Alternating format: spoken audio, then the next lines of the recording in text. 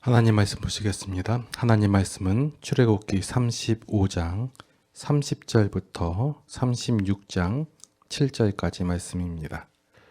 모세가 이스라엘 자손에게 이르되 볼지어다 여호와께서 유다 지파 훌의 손자요 우리의 아들인 브살레를 지명하여 부르시고 하나님의 영을 그에게 충만하게 하여 지혜와 총명과 지식으로 여러 가지 일을 하게 하시되 금과 은과 누수로 제작하는 기술을 고안하게 하시며 보석을 깎아 물리며 나무를 새기는 여러 가지 정교한 일을 하게 하셨고 또 그와 단지파 아히사막의 아들 오홀리압을 감동시키사 가르치게 하시며 지혜로운 마음을 그들에게 충만하게 하사 여러 가지 일을 하게 하시되 조각하는 일과 세공하는 일과 청색, 자색, 홍색 실과 가는 배실로 수 놓는 일과 짜는 일과 그 외에 여러 가지 일을 하게 하시고 정교한 일을 고안하게 하셨느니라. 브살렐과 오홀리압과 및 마음이 지혜로운 사람 곧 여호와께서 지혜와 총명을 부으사 성수에 쓸 모든 일을 할 줄 알게 하신 자들은 모두 여호와께서 명령하신 대로 할 것이니라. 모세가 브살렐과 오홀리압과 및 마음이 지혜로운 사람 곧 그 마음에 여호와께로부터 지혜를 얻고 와서 그 일을 하려고 마음에 원하는 모든 자를 부르매 그들이 이스라엘 자손의 성소의 모든 것을 만들기 위하여 가져온 예물을 모세에게서 받으니라. 그러나 백성이 아침마다 자원하는 예물을 연하여 가져왔으므로 성소의 모든 일을 하는 지혜로운 자들이 각기 하는 일을 중지하고 와서 모세에게 말하여 이르되 백성이 너무 많이 가져오므로 여호와께서 명령하신 일에 쓰기에 남음이 있나이다. 모세가 명령을 내리매 그들이 진중에 공포하여 이르되 남녀를 막론하고 성소에 드릴 예물을 다시 만들지 말라 하매 백성이 가져오기를 그치니 있는 재료가 모든 일을 하기에 넉넉하여 남음이 있었더라. 아멘. 하나님께서 하시는 일이 있습니다. 하나님께서 하시는 일은 무엇이고 사람이 하는 일은 무엇입니까? 하나님만이 하시는 일을 사람이 하고자 나서면 그것은 어리석은 일이 되고 말 것입니다. 또한 반대로 사람이 해야 할 일을 하나님께서 하시겠다고 하면 그것도 문제가 되는 것입니다. 그런데 우리가 말씀 속에서 성경 속에서 사람이 해야 할 일을 하나님께서 하시겠다고 나서는 장면은 찾아보기가 힘듭니다. 우리는 하나님께서 하시는 일과 사람이 해야 할 일을 잘 분별해야 합니다. 보통 보면 하나님께서 하셔야 할 일을 다 우리가 하겠다고 얘기하는 경우가 많이 있고 사람이 해야 할 일을 하나님께 맡겨버리는 경우가 종종 있습니다. 오늘 본문을 읽으면서 본문 속에서 사람이 해야 할 일과 또한 하나님께서 하셔야 할 일이 무엇인지를 분별하셨으면 좋겠습니다. 자, 오늘 본문 속을 잘 살펴보면 하나님께서 하시는 일과 사람이 하는 일이 구분되어 있음을 발견할 수 있으실 것입니다. 자, 지금 보니까 하나님께서 훌의 손자, 우리의 아들인 브살레를 지명하여 부르시는 장면이 나옵니다. 어떠한 일을 진행하기 위해서는 사람들이 선택을 합니다. 이 선택이란 용어는 어떠한 자격과 조건을 갖춘 여러 가지 중에서 필요한 것을 뽑는다는 의미를 가지고 있습니다. 그런데 기독교에서는 하나님께서 사람들을 선택하는 것이 불가능하다고 말합니다. 하나님께서도 사람을 선택하여 부르시는데 그렇지 않냐라고 얘기하는 경우가 있어요. 그런데 이 선택이란 단어가 어떤 자격과 조건을 갖춰 있어요. 그 중에서 가장 좋아 보이고 가장 필요할 것 같은 그것을 선택하여 지명하여 뽑는 거거든요. 그런데 기독교에서는 하나님께서 사람들을 선택하는 것이 불가능하다라고 얘기하는 거예요. 왜냐하면 사람들 중에서는 하나님의 기준과 자격과 조건을 갖춘 사람이 없다예요. 우리는 있을 것 같다라고 얘기하는 거고, 하나님께서는 너희 중에 그 조건, 그러니까 하나님께서 선택할 만한 조건과 기준과 자격이 있는 자가 없다라고 말하는 거예요. 그래서 그런데 보면 성경에는 선택했다라는 이런 하나님께서 사람들을 중에서 선택했다라는 얘기가 나오거든요. 그러면 여기서의 선택의 의미는 여러 사람 중에서 가장 적합한 자를 선별하여 뽑음이 아니라 하나님의 의지적인 행동, 의지적인 표현을 선택했다라고 표현하고 있는 거예요. 이 하나님의 선택에서 중요한 것은 선택받는 대상이 아니라 바로 하나님이 선택했다. 하나님의 중점이 있다라는 거예요. 자, 일례로 하나님께서 가인과 아벨 아시죠? 가인과 아벨에서 가인과 아벨이 각자의 소산을 가지고 하나님께 제사를 드리는 장면이 나와요. 창세기에 보면요. 근데 가인의 제사는 안 받고 아벨의 제사는 받았단 말이에요. 알고 있는 내용이죠? 왜 아벨의 제사는 받고, 그래서 가인이 화딱지가 나가지고 아벨을 쳐 죽이는 장면이 나오잖아요. 왜 하나님은 하필 둘 다 자신의 소산까지도 드렸는데 그 당시는 뭐 율법이 있는 시기도 아니고, 근데 왜 아벨의 제사는 받고 가인의 제사를 안 받는 바람에 이런 사단을 만드십니까? 라고 얘기하는 경우도 있어요. 자, 그래서 아벨의 제사를 왜 받으셨냐? 가인은 그냥 대충 정성도 안 들이고 그냥 하나님께 그냥 뭐 대충 드렸다. 그런데 아벨은 자신의 뭐 양의 첫 새끼로 해가지고 정성을 다해서 그런 자세를 가지고 하나님께 드렸다라고 얘기를 하는데요. 여기서 우리가 강조점을 발견해야 될 것은 하나님께서 제사를 받으셨다에 있지 어떠한 자세로 어떠한 의도를 가지고 어떠한 행위로 제사를 드렸냐가 중요한 게 아니에요. 그런데 우리는 자꾸 바라보던 게 어떠한 자세로 어떤 모습으로 어떠한 기준을 가지고 어떠한 정성을 가지고 제사를 드렸냐에 관심이 있어요. 왜냐하면 우리가 그 입장이기 때문에. 그런데 하나님께서는 받지 않아도 될 제사를, 그 제사를 드린 목적이 뭐예요? 그 사람이 죄를 범죄한 이후에 죄인된 이후에 하나님을 두려워하는 마음으로 그냥 두려운 마음에 그냥 드린 거거든요. 그것을 안 받아도 되는데 하나님께서 받아주셨다에 초점이 있는 거예요. 노아 이야기도 마찬가지예요. 자, 모든 사람이 다 죄인이라고 했잖아요. 그러면 노아는 죄인이 아니었나요? 죄인이에요. 죄인 중에 어떻게 하나님을 바라보는 자가 있고 하나님의 마음에 흡족한 자가 있겠어요? 하나님께서 노아를 선택하셨다. 여기에 중점이 있는 것이지 선택당한 자의 어떤 자세나 품격이나 순종이나 뭐 이런 것에 있지 않다라는 거예요. 하나님께서 죄인을 구원하시기 위하여 택하셨다라는 거예요. 여러분들을 택하셨어요. 근데 그 근거를 여러분들에게서 찾으려고 하니까 누구는 더 순종했다더라, 누구는 더 굴복했다더라, 누구는 더 정성을 보였다더라, 누구는 말을 잘 들었더라, 누구는 더 헌신했다더라, 이런 얘기가 나온다는 거예요. 하나님께서 죄인을 구원하여 선택하신 것은 죄인 아닌 자를 골라내신 것이 아니라 구원받을 자가 없는 상태에서 구원받을 자가 있게 하신 하나님의 의지적 행동이라는 거예요. 그래서 하나님께서 선택하셨다라는 것은 동일한 조건에 있는 자들 중에서 조금 더 낫고 조금 더 유익이 될 자를 선별하는 것이 아니라 똑같은 거에서 하나님께서 선택한 의지적 행동에 저 중점이 있다라는 거예요. 오늘 본문에서 왜 부살렐이고 왜 오홀리압이겠어요? 사람들은 또 생각해요. 부살렐, 훌의 손자, 훌이 누구냐? 누구예요? 기도원이에요. 여호수아가 기브온 족속하고 전쟁할 때 모세가 높은 곳에 올라가서 손 들고 있을 때 그 양옆에서 아론과 훌이 손을 들어주는 장면이 나오거든요.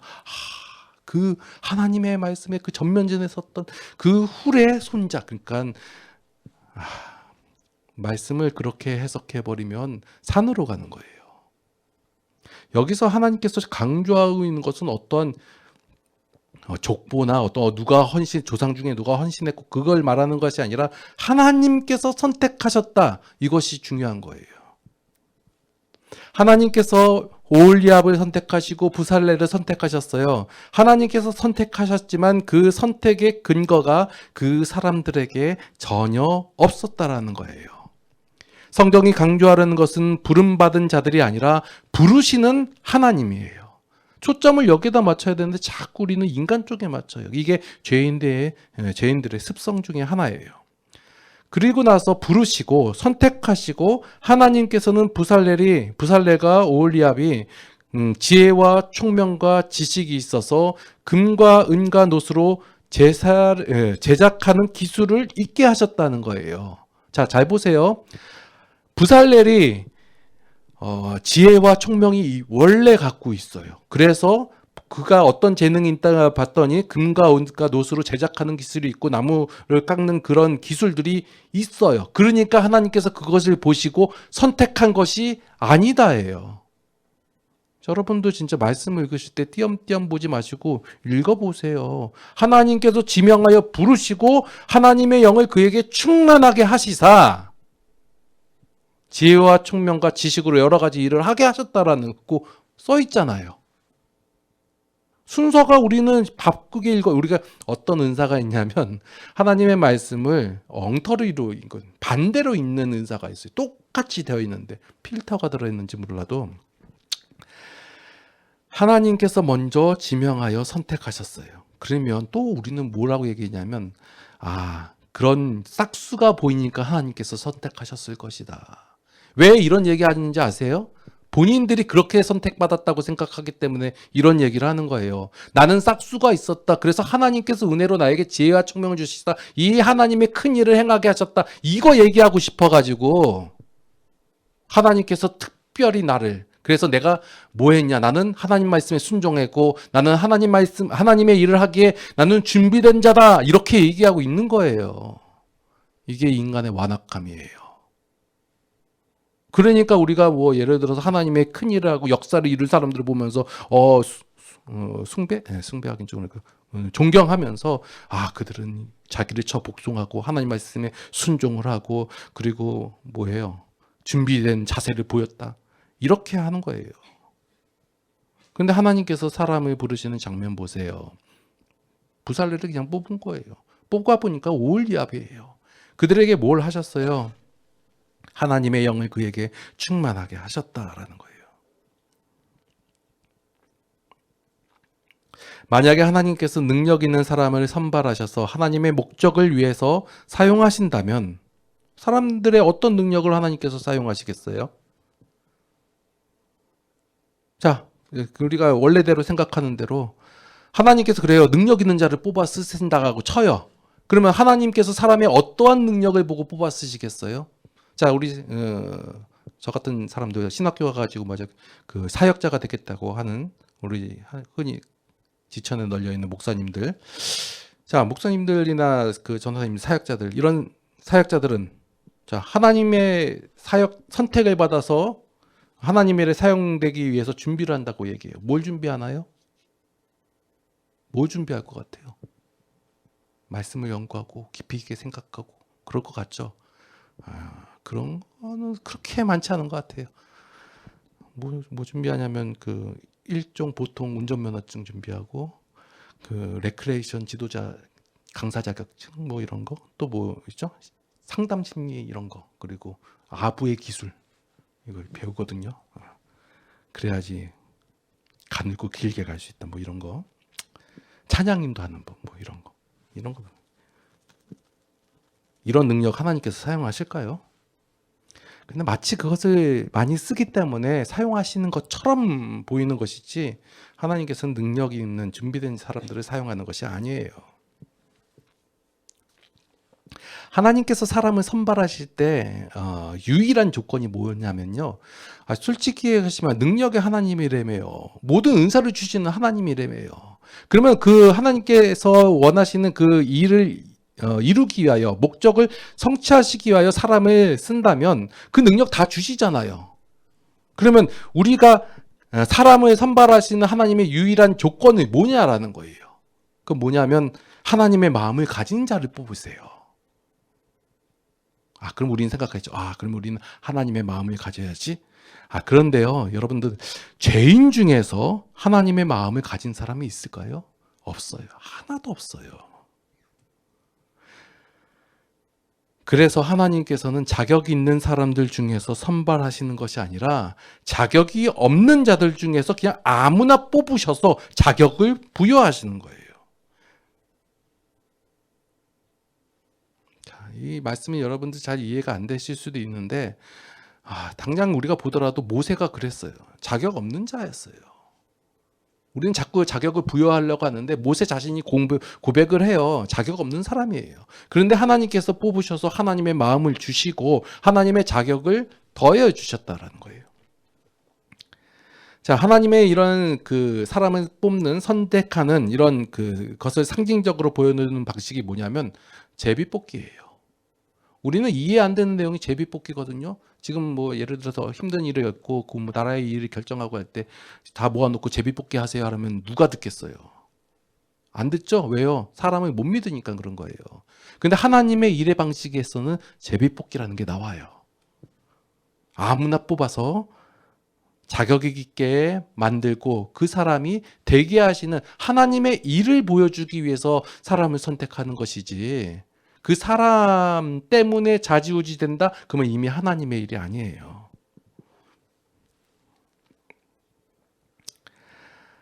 또 이런 예가 민수기 16장에 보면 나오는데 이거 한번 찾아볼게요. 민수기 16장. 물론 다 아시는 내용이겠지만 그래도 한번 찝어볼게요. 민수기 16장 1절에서 4절 말씀을 보면 레위의 증손 고핫의 아들 손자 아스아할의 아들 고라와 르벤 자손 엘리압의 아들 다단과 아비람과 벨렛의 아들 온이 당을 짓고 이스라엘 자손 총회에서 택함을 받은 자 곧 회중 가운데서 이름 있는 지휘관 250명과 함께 일어나서 모세를 거스르니라. 그들이 모여서 모세와 아론을 거슬러 그들에게 이르되 너희가 분수에 지나도다. 회중이 다 각각 거룩하고 여호와께서 그들 중에 계시거늘 너희가 어찌하여 여호와의 총회 위에 스스로 높이느냐. 자, 이제 하나님께서 아무나 쓰시고 아무나 뽑으신다는 걸 이스라엘 백성도 알았어요. 자기네들도 그렇게 뽑혔으니까 그렇게 뽑힌 택함을 받은 자들 가운데서 이름 있는 사람들이 일어나서 당을 짓는 거예요. 나도 하나님께서 택했다. 근데 니들은 뭐냐라고 모세와 아론에게 무슨 거스르는 이런 내용이 이렇게 나오는 거예요. 이거는 하나님께서 선택하셨다라는 것을 완악하게 이용하는 모습들이 나오는 거예요.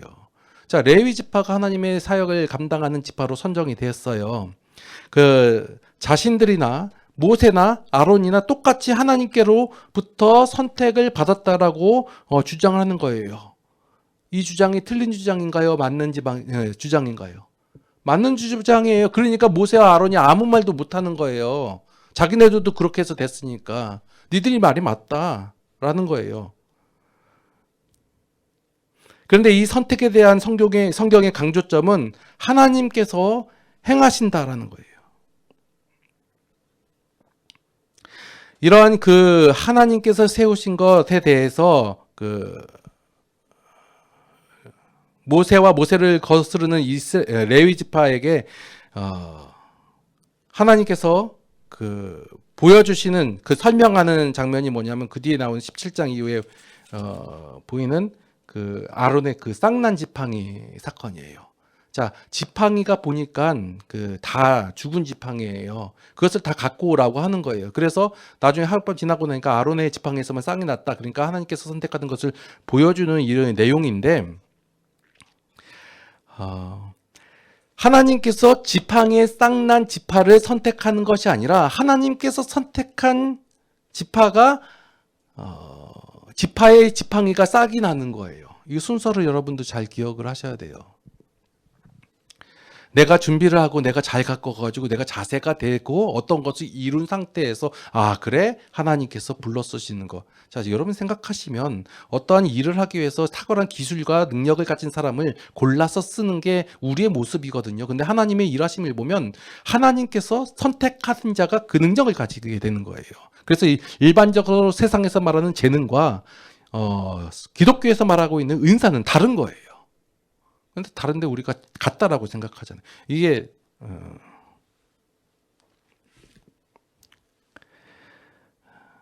이 하나님의 선택에 대한 그 성경의 강육 조점은 하나님께서 행하신다라는 거예요. 부름을 받은 사람, 선택을 받은 사람이 바로 이미 하나님께로부터 은혜를 입은 자들이라는 거예요.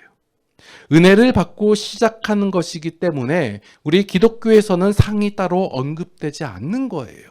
상이 필요 없는 거예요. 왜냐하면 은혜를 받아서 그 결과로서 주어진 것이기 때문에 그 결과를 행한 것의 기본은 뭐냐면 은혜를 받았다가 있잖아요. 그런데 결과를 행함으로써 또 다른 상을 받는다? 이거는 우리가 생각하는 어떤 그 결과지향적 생각 이런 사상에서 나온 거예요. 하나님께서 은혜를 주셨어요. 그 은혜를 가지고 결과가 이끌어져 나왔어요. 그런데 그 결과에 대해서 상을 준다. 그러니까 상 주니까 너 결과를 이끌어내라. 이렇게 말하는 것이 우리의 그 인간적인 생각들이라는 거예요. 자, 보시면 오늘 그 성막을 짓는 장면이 오늘 본문 이후로 쭉 나오거든요. 자, 이렇게 성막을 짓는 일에 혁혁한 공을 세운 이 부살렙과 오홀리압, 이 사람들에게 하나님께서 어떤 특별한 보상을 주셨다는 내용이 그 뒤에 나오나요? 성경에 없어요. 없는데 있는 것처럼 생각한단 말이에요.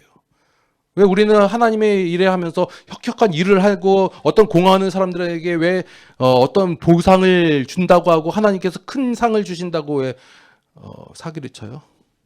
없는데 성경에. 그들은 이미 하나님께로부터 은혜를 받았기에 행할 수 있었더라는 거예요.